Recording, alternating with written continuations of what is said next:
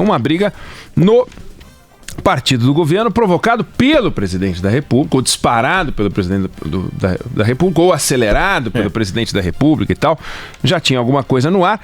Mas o presidente, ele tem uma característica, ele sempre foi do baixo clero. Ele foi do baixo clero no Exército, ele foi do baixo clero no Congresso Nacional, e ele foi do baixo clero nas brigas partidárias. Ele nunca ocupou o topo dos partidos brasileiros, né?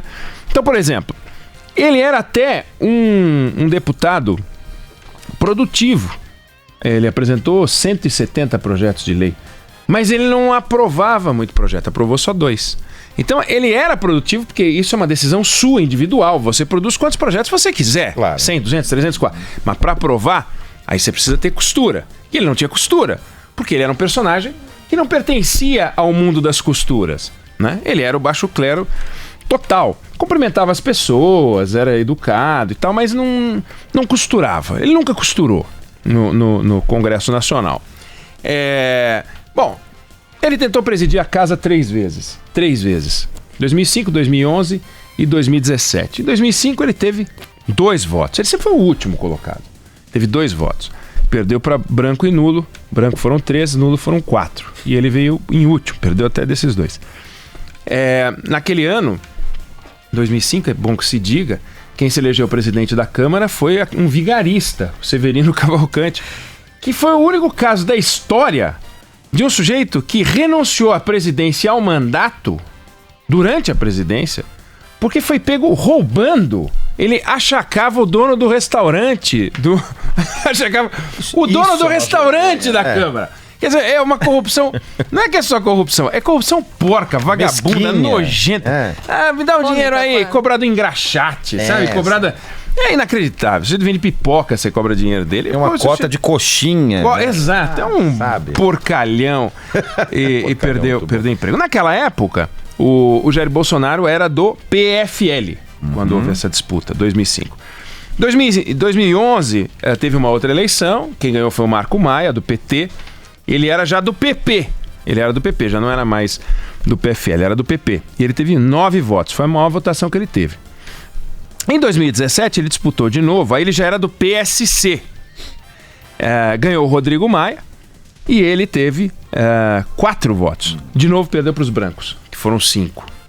Ou seja, ninguém nunca se importou muito com ele. E ele também, no fundo, nunca se importou muito com isso. Ele disputava e tal, mas não era um negócio importante. Assim, ou me querem ou não me querem. Eu não vou fazer concessões para aprovar meus projetos, eu não vou fazer concessões para ganhar meus votos, e eu não vou fazer concessões para crescer também no mundo militar. Então ele sempre foi baixo clero, baixo clero, baixo clero.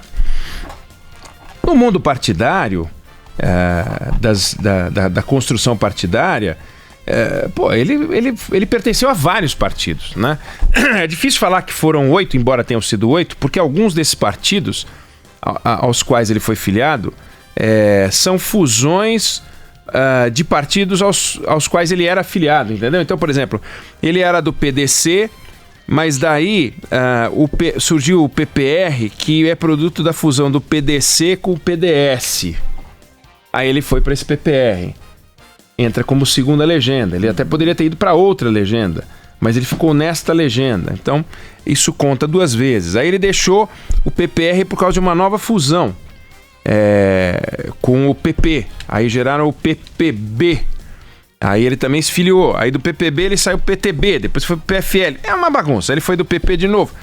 Bom, lembram-se que ele discutia na campanha entrar pro Patriotas, mas aí ele acabou fechando com o PSL. Enfim, o fato é que ele teve em vários partidos, e nessa troca para lá e troca para cá, ele nunca chegou ao topo, porque ele não era a burocracia partidária que recebia os candidatos. Ele era o candidato que se apresentava às burocracias partidárias com uma boa alternativa para obter votos, como vereador, como deputado federal, como presidente da República, nem se fala. Mas, portanto, ele não era um deputado que cresceu no Congresso, que cresceu nas disputas internas do Congresso, e nem na vida partidária, e nem no meio militar. Sempre foi baixo clero.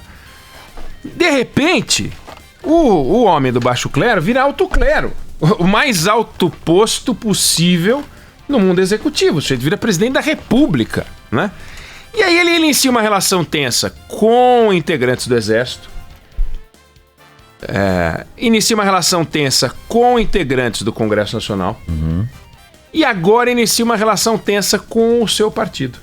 Então todos aqueles que o colocavam no baixo clero, de certa maneira, agora desenvolveram com ele, por iniciativa dele, uma relação tensa. E a relação tensa com o Congresso Nacional foi contornada por iniciativa dos presidentes da Câmara e do Senado, que tinham uma agenda própria e disseram, vamos resolver como a gente vai fazer esse Brasil andar, independente das pancadas daqui e dali que surgem do Palácio do Planalto. Mas na vida partidária a coisa não funciona assim, né?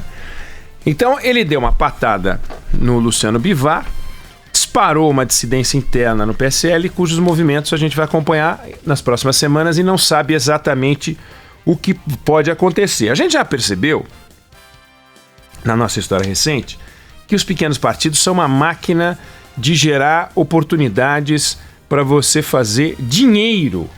Dinheiro. Na eleição de 2014, o PDT fechou apoio para a candidatura da Dilma e o acordo fechado, quer dizer, a delação da Odebrecht conta que isso rendeu 4 milhões de reais ao PDT. Dinheiro entregue ao Carlos Lupe em 4 parcelas de 1 milhão, que ele nega. A gente já aprendeu também que certos partidecos, quando chegam ao poder, se tornam alvo de muita cobiça, né? O Collor, por exemplo, ele era do PRN. O PRN, até a eleição do Collor, ele não tinha eleito ninguém, no máximo um deputado federal, nunca elegeu um senador. O Collor vira presidente, naquela foi uma eleição solteira em 1989, mas em 90 tem eleição para o Congresso, eles elegem 40 parlamentares. 40 parlamentares, e elegem 5 senadores. Então virou um partido bacana, grandão, né? O PSL não era nada, o máximo que elegeu foi um deputado federal, nunca elegeu um senador. Na eleição de 18, montou uma bancada de 52 deputados e 4 senadores. E essa briga está pegando fogo porque o Bolsonaro fala em sair do partido a qualquer momento, o que... Para ele não tem problema nenhum, a legislação permite que presidentes da República e outros cargos executivos possam sair do partido sem problema. Isso vale inclusive para senador, porque senador é eleição majoritária, não é executivo, mas é majoritária. Mas para deputado federal, se você sair, aí tem problema. Você só pode sair naquela janelinha que tem ao final do seu mandato. No futebol também tem essa coisa da janelinha, a janela de contratação. Ou então, se houver um dos casos previstos na Lei 9096 e que fala as circunstâncias que são duas alternativas a esta que eu acabei de dizer, quando o partido muda demais, se desvia do seu programa partidário, aí você diz, olha, não dá mais para eu ficar aqui. E a outra... é quando você tem discriminação pessoal. Agora, você tem uma discriminação pessoal contra dezenas de deputados, é meio esquisito. Deixa de ser pessoal, né? Deixa de ser pessoal. Então, estão falando que 27 deputados seguiriam com o Bolsonaro para a nova legenda. E aí, eles podem perder o mandato. Aí tem uma discussão. Alguns falam assim, não, mas veja bem, se eu me elegi deputado federal... porque eu obtive o quociente eleitoral, no caso é a quantidade de votos mínimos por estado para me eleger, eu não precisei do partido. Diferente se foi preciso juntar uma montoeira de votos que o partido reuniu e eles me colocaram para dentro. Então eu tô que nem um senador. Isso pode favorecer o Eduardo Bolsonaro, pode favorecer a Joyce Hasselmann, mas não favorece os 27. Então tem gente que vai ter problema, sim, e vai ser uma briga que vai parar na justiça. Então, simplesmente falar eu vou sair pode não ser uma solução, né? Outra coisa, não, então vamos fazer o seguinte, vamos montar um partido. Olha, a gente acompanhou o que foi a montagem do partido do Gilberto Kassab, a gente acompanhou a tentativa da Marina Silva de reproduzir isso e não deu certo. O Gilberto Kassab conseguiu montar o partido em 2011, num tempo recorde, mas é porque o sujeito é uma máquina. Ele é uma máquina. Não existem 2 Gilberto Kassab. Se existissem, a gente teria mais partidos no Brasil. Teria muito mais partido. E ele mesmo tentou montar um segundo. É verdade. Depois não deu muito certo. Mas o primeiro, o PSD, foi inacreditável o que ele fez. Ele conseguiu disputar a eleição municipal de 2012 com o partido que ele montou no ano anterior. O TSE constatou que teve as 500 mil assinaturas no mínimo, fez o que tinha que fazer. Ele conseguiu certidão em 16 tribunais regionais eleitorais, sendo que você tem que obter pelo menos 9. E ele conseguiu. Aí a Marina foi tentar igual, a Rede de Sustentabilidade, em 2013, para participar da eleição de 2014 como candidata pela Rede. Lembram disso? Uhum. Não deu certo. Então ela acabou se filiando ao PSB do Eduardo Campos, foi vice dele. E daí, infelizmente, quando ele morreu, ela acabou assumindo. Mas o fato é, ela não conseguiu. Ela só conseguiria em 2015 montar o partido. Então como é que faz agora? O presidente Bolsonaro vai disputar uma eleição, ele vai montar um partido agora, para a eleição do ano que vem. Já não dá, é impossível. Ah não, mas então ele vai conseguir montar um partido, porque o partido tem que existir no ano anterior. Porque o cálculo do fundo partidário, inclusive, não o fundo eleitoral, é com base no último dia, a bancada no último dia da sessão do ano anterior que tem eleição, para o dinheiro de eleição. Agora, para o fundo partidário não tem jeito. Se eles trocarem de partido sem justa causa, não vão levar os recursos. E aí o PSL fica com o dinheiro e eles montam um partido sem ter dinheiro nenhum. Não faz muito sentido. Então, para isso eles estão também entrando numa discussão para ver se eles tomam um pedaço do partido, o que também é complicado. O fato é o seguinte, o presidente Bolsonaro, ele entrou numa estrutura partidária e percebeu que mandar, não ser baixo clero, é uma exigência no mundo partidário. Do contrário, você não nomeia as pessoas nos diretórios municipais. Do contrário, você não escolhe direito quem vai ser o candidato a prefeito. Então, ele como presidente da República, vendo Luciano Bivar e outros integrantes do alto escalão do PSL tomarem decisões sobre o futuro do partido, que é o partido ao qual ele está ligado, e que ele diz com razão que só está do tamanho que está porque ele se elegeu. Tudo bem, mas também ele só se elegeu porque entrou no PSL. Aí fica aquela história de ovo a galinha. Ovo a galinha. Onde todo mundo tem razão. Agora, vai ter mais razão quem tiver mais poder. O problema é que essa luta está ficando uma luta maluca. Já que eles perceberam as dificuldades todas, o Bolsonaro e os advogados entram na justiça pedindo para abrir as contas dos últimos 5 anos. Deram 5 dias para o partido entregar as contas. Aí o partido devolve, dizendo assim, então eu quero ver as contas da campanha. Quer dizer, onde é que isso vai parar? Vamos imaginar que os dois descubram irregularidades. Onde é que isso vai parar? O Bolsonaro prova que a gestão do Luciano Bivar cometeu irregularidades e corrupção, e o Luciano Bivar prova que a campanha do Jair Bolsonaro também cometeu irregularidades e corrupção.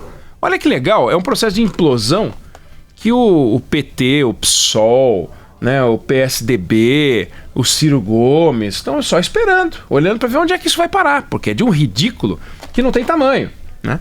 Bom, agora mostra como aquilo que é o novo, a discussão do novo, contém um elemento velho sempre. Você precisa mandar na estrutura partidária e mesmo aqueles que vêm para mudar querem mandar na estrutura partidária. Olha a que ponto essa guerra chegou. E a gente só pode esperar, e eu acho que é o ponto central, a gente já disse isso aqui, acho que esse é o mais importante, nós não temos nada como não permitir, né? Mas os encarregados dessa discussão, se responsáveis forem, não deveriam deixar que esse debate comprometesse a votação das reformas que interessam, para que isso não vire uma confusão.